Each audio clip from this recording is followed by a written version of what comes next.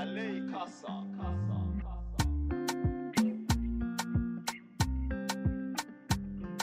Hello à tous, j'espère que vous allez bien. Moi ça va, alhamdoulilah.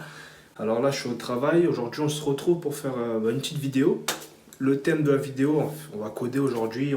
Alors aujourd'hui je vais vous montrer comment on envoie un email avec un formulaire qui est intégré sur Node.js, qu'on va connecter avec une API avec laquelle on va envoyer les données avec le formulaire et qui va envoyer un email directement sur la boîte, sur l'adresse mail qu'on va renseigner.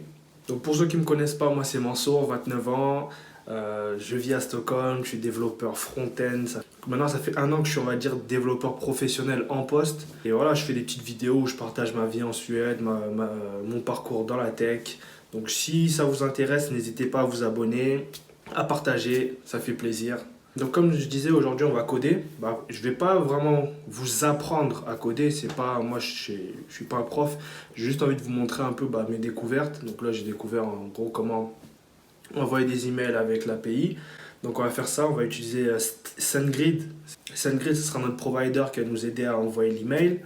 Et quoi d'autre? Donc voilà, je vais récupérer en fait un template de Tailwind CSS. On va aller sur Tailwind UI. On va récupérer directement un template. J'ai pas envie de coder un formulaire. On va prendre un formulaire déjà tout fait. On va le customiser rapidement avec les champs qu'on veut. Là, l'idée c'est vraiment de voir comment lier un formulaire avec l'API, passer les infos et que derrière, avec tout ce petit truc là, tout ce petit mix, ça envoie l'email. C'est vraiment le but de la vidéo là. Sans plus tarder, codons. Allez. Donc voilà, on va aller sur le site de Next.js, sur la documentation directement.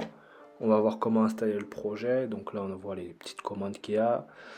npx create next app latest pour avoir la dernière version.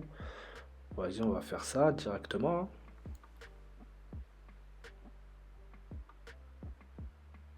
Voilà, je vais choisir directement Yarn. J'ai l'habitude d'installer avec Yarn moi directement. C'est vraiment au choix, hein. J'aime bien Yarn, c'est pour ça. Voilà, on le laisse faire sa petite sauce, on le laisse nous installer un petit truc, on met un petit nom de projet. Donc on va appeler ça send email. Let's go. Ah, il veut pas, la majuscule, il ne veut pas de majuscule. Allez, sans majuscule, send email. Allez, mouline, prépare, installe-nous tout ce dont on a besoin pour faire notre petite application. Alors on laisse faire sa petite mixture tranquillement.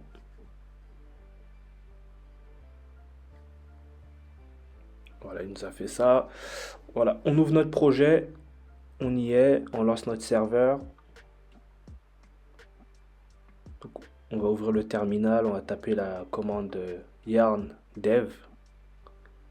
Et là, il sera disponible normalement sur notre localhost 3000, comme il le dit. Donc on va aller dans notre navigateur, ouvrir le localhost 3000, voir si on a bien notre application qui tourne. Notre application Next.js, voilà, elle est là, elle est vivante.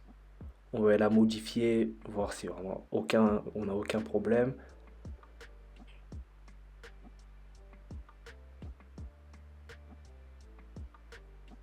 Donc là, on va mettre Manjs. Voilà. Allez follow sur Twitter, hein, c'est le même nom, Manjs. Let's go, là on est prêt à travailler, on a notre application qui est prête. On va faire quoi? On va installer Tailwind CSS. Comme je vous ai dit, on va pas coder du CSS ou quoi, hein. On veut vraiment, là c'est le formulaire qui nous intéresse et la fonction. Donc là on a tout pour installer sur Next.js. On va copier-coller dans notre terminal, installer tout ça, suivre le petit tutoriel de Tailwind, la petite doc.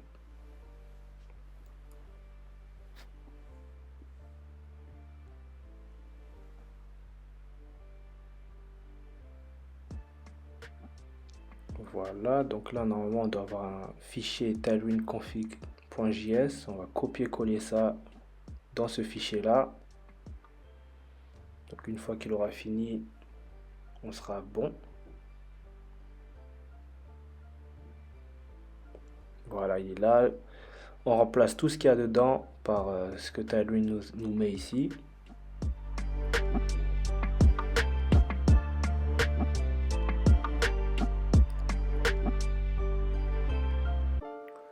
ça, on va le mettre dans notre style global.js, donc dans notre global.css. Donc en gros, ça sera le style qui sera lié à toute notre application. Donc Tailwind sera entièrement disponible sur toutes les pages qu'on créera. Bon, en l'occurrence, là, on va travailler sur l'index, hein. Et là, on relance le serveur, comme c'est l'attente de rebuild. Voilà, on a une petite erreur, donc faut vraiment relancer le serveur. Donc yarn dev et le serveur repart. Actualisons ça.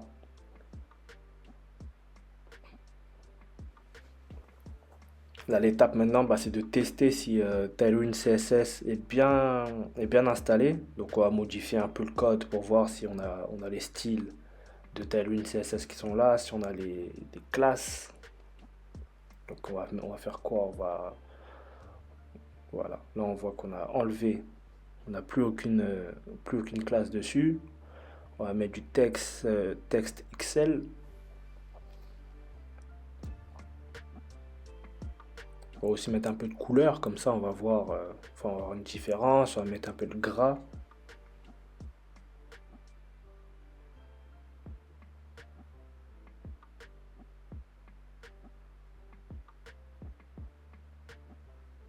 Voilà, on voit que tout est bon.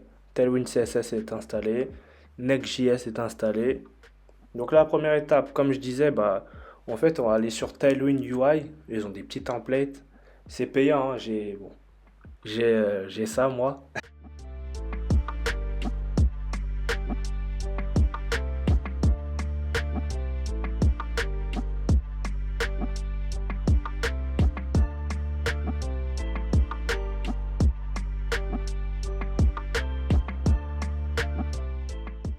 Moi, j'aime bien utiliser ça parce que ça accélère mon code, quoi. J'ai pas envie des fois de perdre du temps à tout recoder à la main.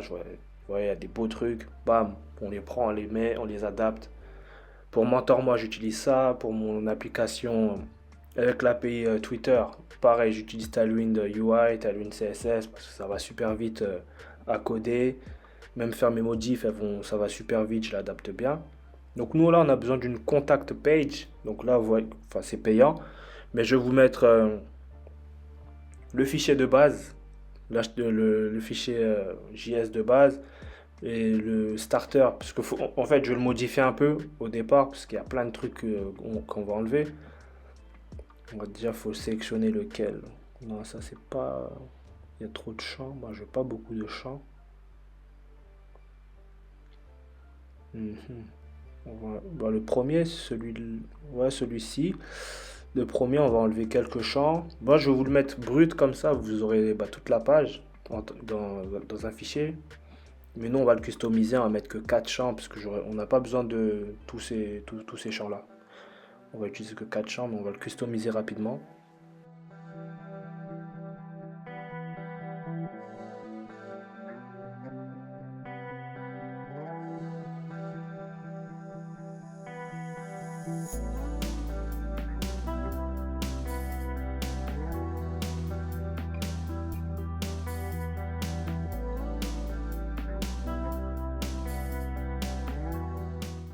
Donc là, premièrement, je vais mettre le template de base, hein, celui qu'on vient de voir là. Je vais le prendre de base, je vais le coller ici. Puis on va le reprendre, enfin on va repartir de ce template là pour l'importer dans notre index et voilà, bosser dessus, le réadapter. Là, on voit que, ouais, je vois qu'il y a il y a plein de choses, des petites choses, des choses à installer. Headless UI, Hero Icons à installer. Donc ouais, on va sélectionner tous ces petits trucs là, importer tout le fichier, le customiser un peu. Let's go.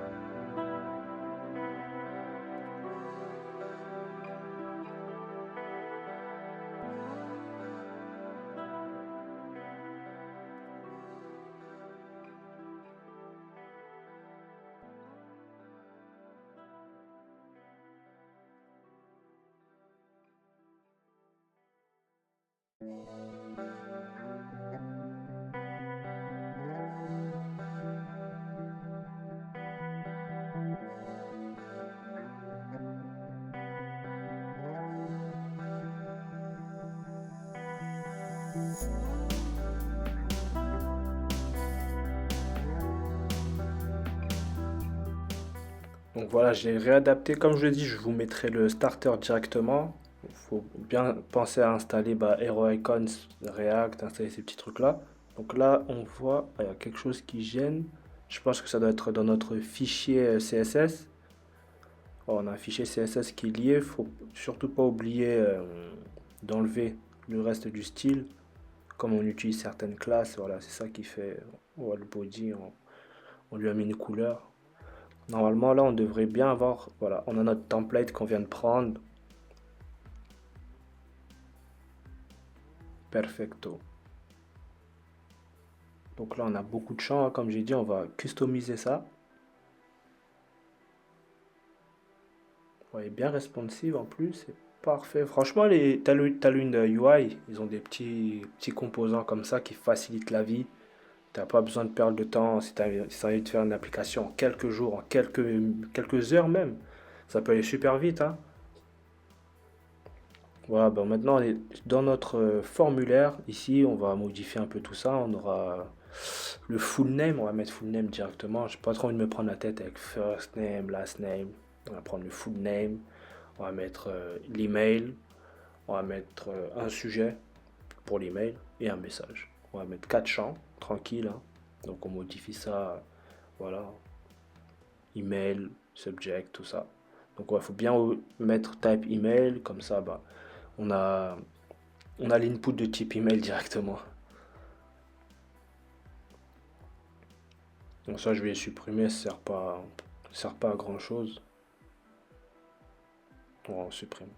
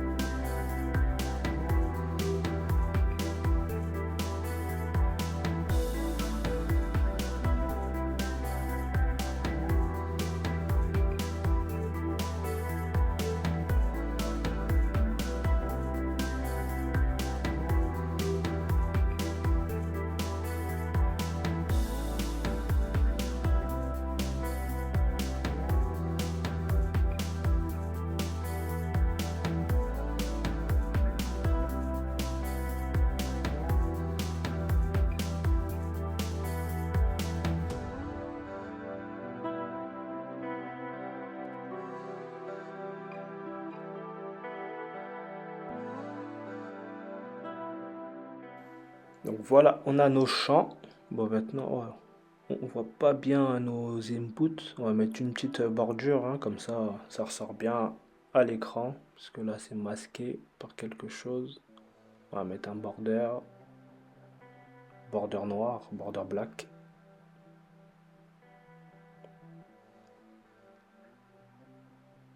Yes. Ah, là, je l'ai mis sur le label. Sur le label. Donc on va prendre ça, on va copier et coller ça, on va le mettre directement sur tous les inputs, ça sera fait.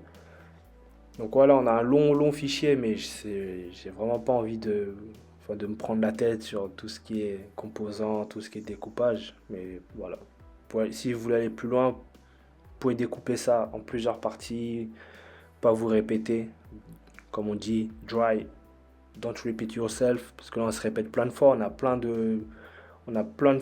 utilise plein de fois l'input, on a plein de trucs on pourrait mieux utiliser.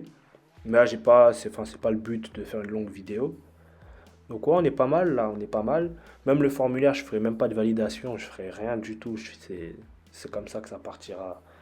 Donc voilà, partez loin, faites-vous plaisir.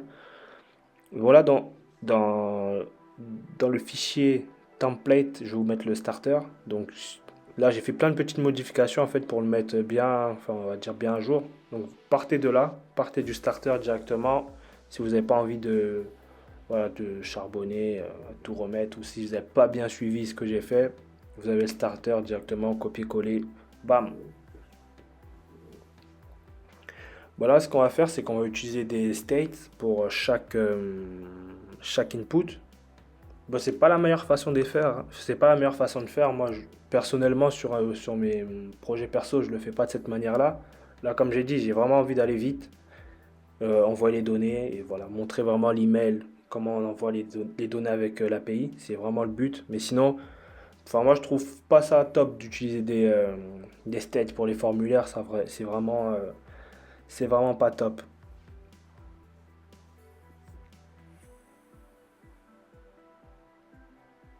Voilà, on pourrait regarder du côté de React Form.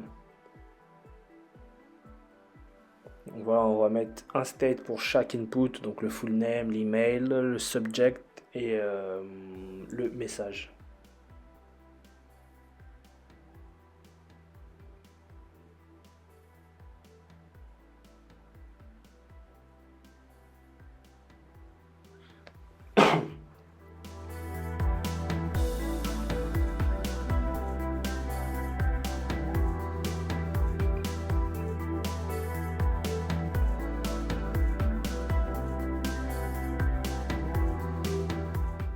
Donc notre formulaire il est là, on va lui enlever tous ces trucs là, les actions. Juste on va lui créer quelque chose au submit, on va lui passer une fonction on submit, donc on va le soumettre, ça va appeler cette fonction là qu'on va créer par la suite. Bon, je le mets déjà, mais on va créer ça après. Et là ce qu'on va faire c'est qu'on va lier une action à chacun des states qu'on a mis. Donc à chaque input, en gros dès qu'on va changer une donnée, donc on change, on veut que la valeur qu'on met dans notre input soit stockée dans le state qu'on a déclaré plus haut. Donc par exemple, on a déclaré le state, et on a mis const full name égale rien, on a mis juste, enfin on l'a mis vide pour l'instant. Donc la fonction set full name, elle mettra à jour la constante full name grâce à l'action qui va se dérouler là. Grâce aux data qu'on va rentrer là, on va mettre notre nom dans, comment ça s'appelle, notre nom dans l'input, et voilà. De toute façon, je vais vous montrer ça tout de suite.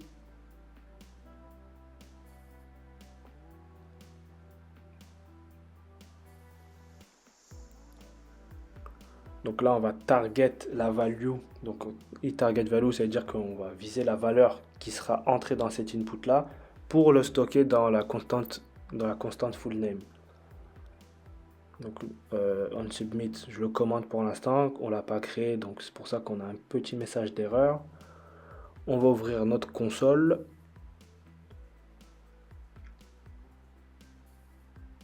Voilà. On va écrire quelque chose, voir est-ce que ça bouge. Non, on n'a rien.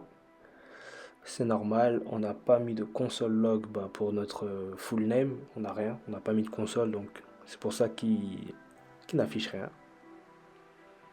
Donc on va le console loguer. Voilà, maintenant vous voyez dans la console, à chaque fois que j'écris quelque chose, le state il est update.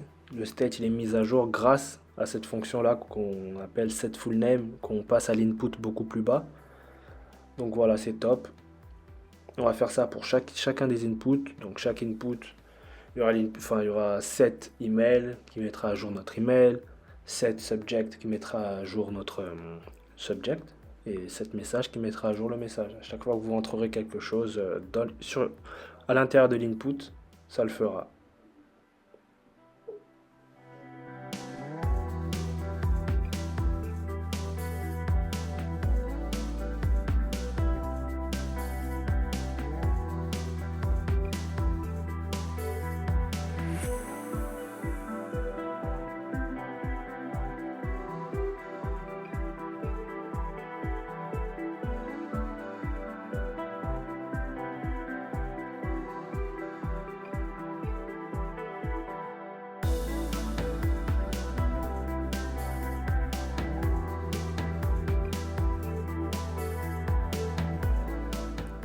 Donc voilà, on peut décommenter cette ligne-là.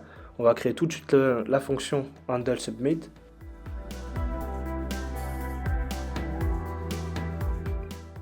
Voilà, faut bien vérifier que le bouton est de type Submit, au cas où il n'enverra pas notre formulaire sinon.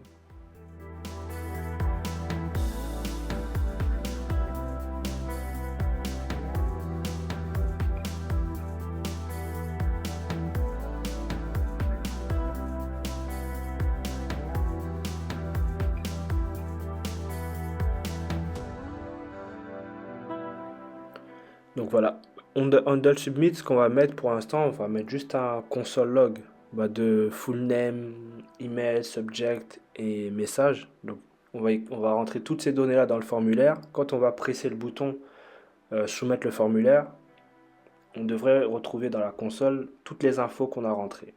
Si tout se passe bien, si on fait ça bien. Voilà, comme je dis, juste un petit console log.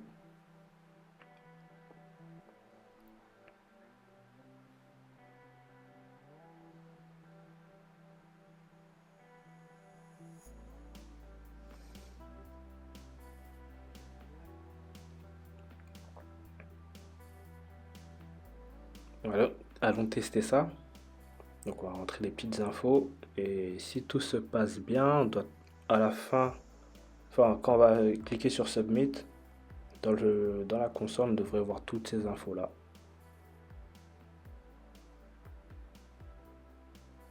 Oh, on a eu ça, mais c'est parti. Ah, j'ai oublié, faut mettre i Prevent Default pour pas que la page se recharge après qu'on ait soumis le formulaire. I Prevent Default, voilà. Donc, on va retenter et normalement là on devrait tout avoir sans bug, sans rien.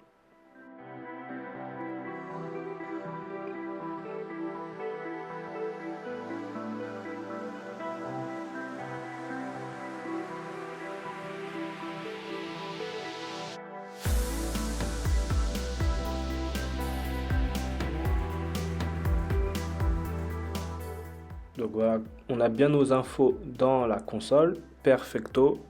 Là, on est bien déjà. On a nos infos qui passent de notre formulaire à la console, donc on les transporte déjà. Donc là, la prochaine étape, c'est d'installer SendGrid. Déjà, il faut vous créer un compte. Donc vous allez sur Start for Free.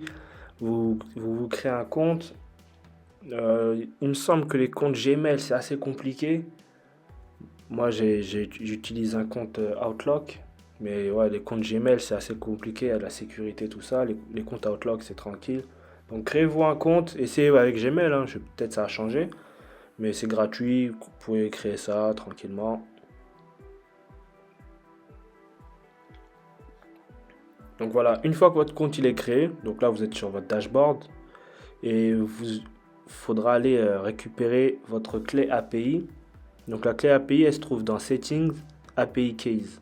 Donc là, vous irez là-dedans, copier la clé API. C'est une longue chaîne de caractères qui commence par SG. Voilà, donc vous voyez un truc qui commence par SG, c'est ça.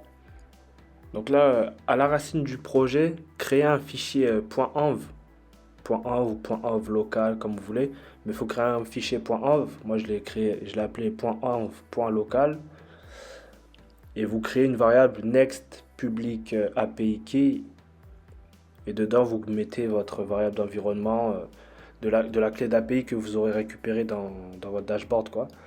Donc là on va tester. Je vais juste relancer le serveur. Là j'ai mis quelque chose totalement au hasard pour voir si ça marche. Donc là voilà, à la place du titre, j'ai remplacé le titre par par process.env. Le nom de ma clé, donc next public API key. Donc là voilà, notre clé ouais elle marche. On a les infos. Donc je peux enlever ça, on va l'utiliser dans un autre fichier.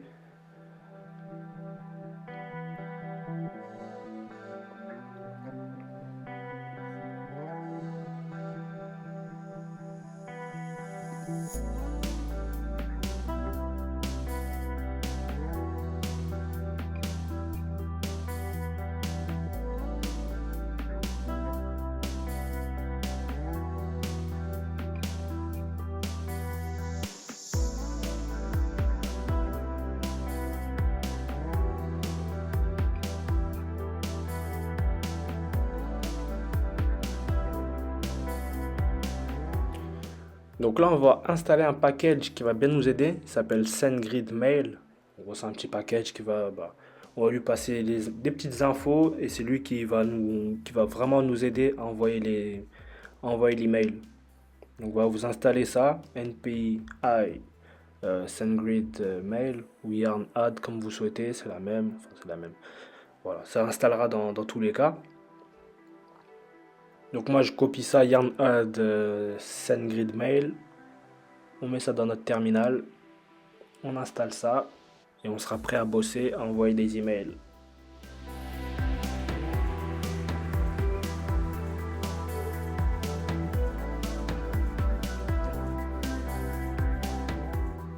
Donc voilà, là dans le fichier page, dans API, créer ce fichier qui s'appelle SendGrid.js. En gros ça là c'est notre API qui enverra les données. On l'appellera dans notre fichier principal, dans notre index. On mettra slash API slash SendGrid. On postera nos données à cette route là et c'est cette et c'est ce fichier là qui fera tout le boulot derrière. Donc voilà, on a une petite variable où on doit passer la clé API, donc sendgrid.setAPIKey. Et comme on a vu, on met process.env.next next quoi on a mis next API key.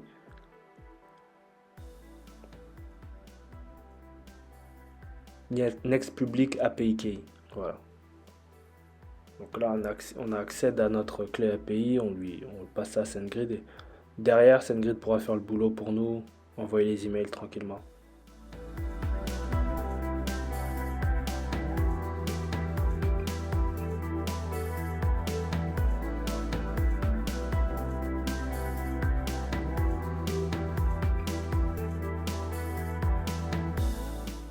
On va créer une petite fonction qui va recevoir les infos. Donc on va request et response. Donc dans la request, on va lui envoyer le full name, l'email, le subject et le message. Donc on les met en paramètres. C'est grâce à eux qu'on pourra transférer les données de notre formulaire vers l'API, puis vers l'adresse mail. Voilà, on fait un petit truc pour l'erreur. Donc si on a une erreur, on lui mettra le statut de l'erreur, ou sinon on lui met un statut 500 par défaut.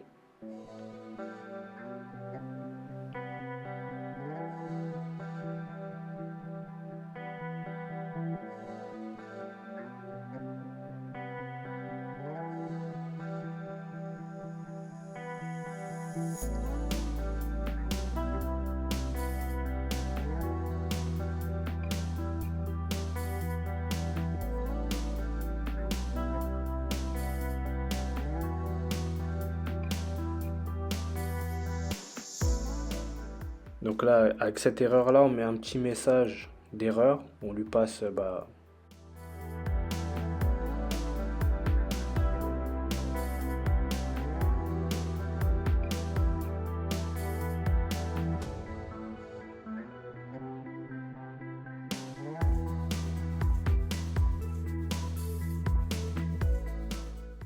et si on n'a aucune erreur, on mettra juste un statut 200, comme ça, pour dire que voilà, l'opération s'est bien effectuée. On va exporter cette fonction send email, parce que c'est là où on voudra passer notre full name, notre email, toutes ces infos-là. Donc il faut bien l'exporter. Et là, dans un premier temps, on fera quoi? On fera juste un petit console log de request de rec.body. Donc en gros, tout ce qu'on lui enverra, de l'autre côté, on va utiliser dans notre index.js, on va utiliser fetch. On va poster avec fetch pour lui donner les infos. Et là, ici, on fera juste un console log pour voir les infos qu'on a reçues.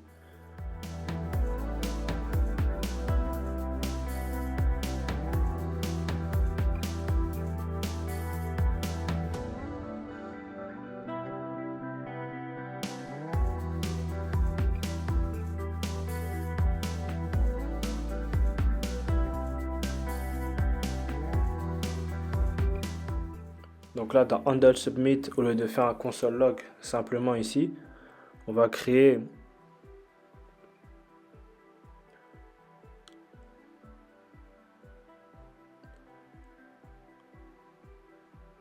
Donc on va créer une petite fonction qui enverra les données. Donc comme je l'ai dit, API slash SendGrid.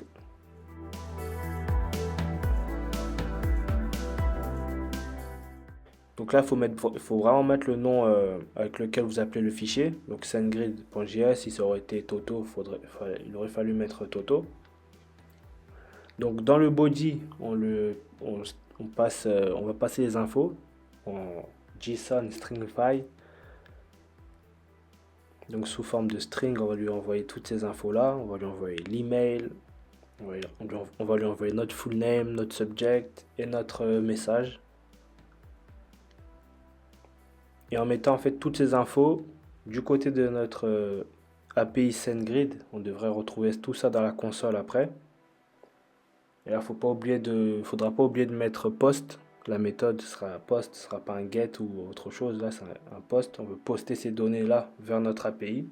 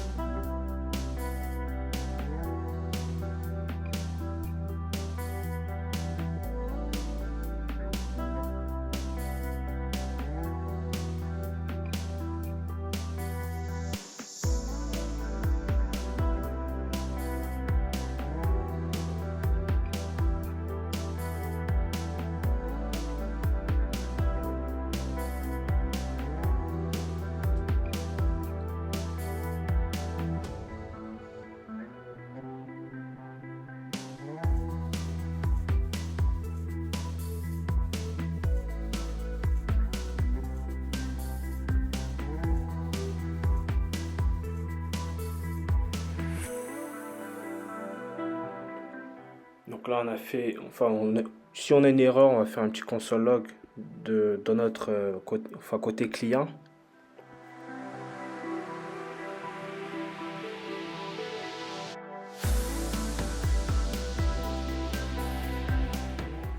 On fera comme pour notre API, on va faire un console log de toutes ces données-là. Je sais pas si ça va marcher, on va voir ça. Normalement là on est bon pour bosser, hein.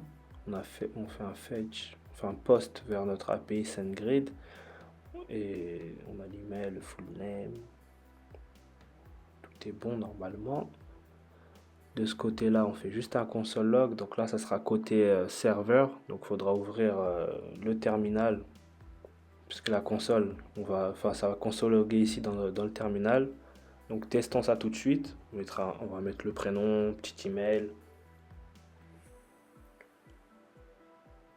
On ne met aucune adresse pour l'instant puisque là c'est juste un test. L'email ne partira pas maintenant. Là on teste simplement. Ici on a les données dans la console. Donc là, ici côté dans ma console, je vois yes, ici je vois toutes mes infos. Donc on a un objet avec l'email, le full name, le sujet et le message. On a vraiment les infos qu'on vient de rentrer. Donc là, parfait. Ça veut dire que là, l'autre étape maintenant, ça sera de vraiment envoyer l'email maintenant.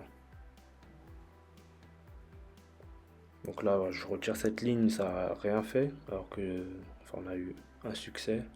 Donc voilà, ici, on enlève tout et on va jouer avec SendGrid, donc await. Parce que tout ça c'est de l'asynchrone, donc c'est des choses qu'on attend, qu'on passe passer immédiatement. Il y a un petit délai.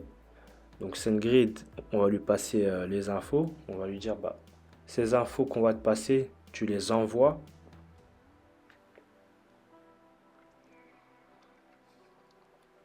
Donc tout, ça sera le mail qui sera renseigné dans notre formulaire.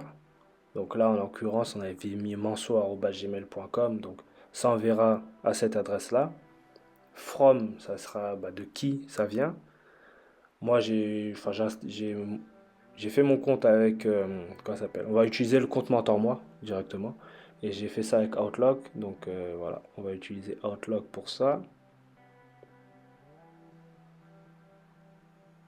Ah yes, il y a une petite erreur. Outlook, parfait. Donc le sujet de l'email, bah, ça sera notre rec.body.subject.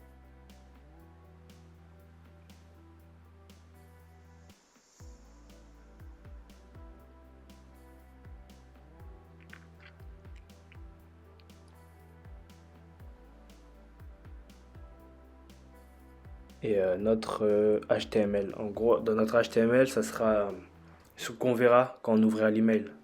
Donc là, je vais mettre le template que j'utilise pour MentorMoi. Pour MentorMoi, j'utilise un petit template, j'ai pas créé ça à la main. Donc là, je vais coller un long HTML ici. Et on va juste le modifier, modifier un peu le message. Donc voilà, ça c'est vraiment le template que j'utilise pour MentorMoi quand on fait une demande de connexion avec un mentor. C'est cet email là qui part. Donc là on mettra ouais, salut, c'est un tel, le nom qui sera renseigné dans notre formulaire. Le message maintenant ce sera pas ça, bah ça sera le message rec.body.message.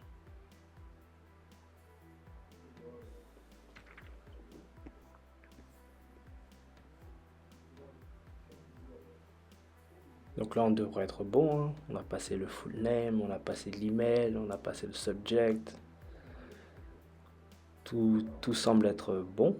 On se lance, écrivons ça, vérifions dans la boîte mail après si l'email arrive vraiment. Donc là, bah, je vais mettre ma vraie adresse email directement, hein.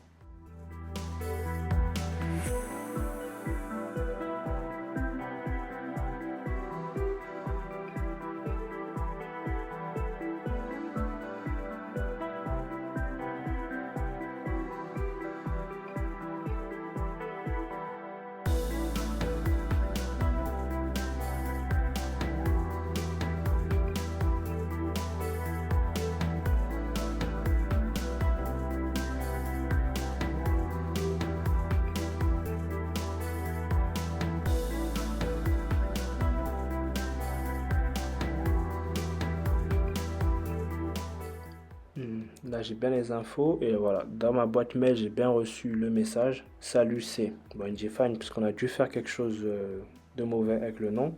Et on a le message comment ça va, Mansour. Donc, on va aller corriger juste ça, puisqu'on n'a pas le full name. Et ça, c'est pas très beau. C'est pas très très grave, mais ouais, full name, on a mal dû l'écrire. Là, je vois que c'est un N majuscule et nous, c'est un N minuscule. Donc voilà, on remplace ça. On repart tenter d'envoyer l'email. On va juste changer ça aussi, demande de mentorat. On va mettre le sujet ici directement. Comme ça, on va aussi checker ça, puisqu'on ne l'a pas checké tout à l'heure.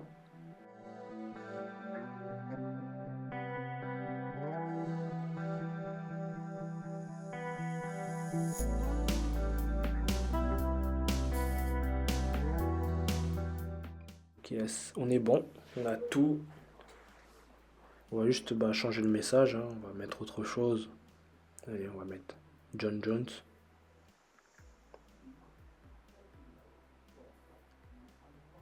Le sujet sera fight, hein.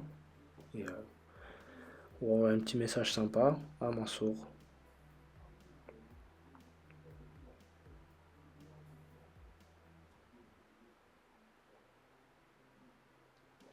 Alors, on check l'email maintenant, l'adresse mail. Donc voilà, on a bien salut c'est avec le full name John Jones et le message Hey Mansour, you want to fight? Donc là on est bon, l'email est parti, voilà, on est pas mal.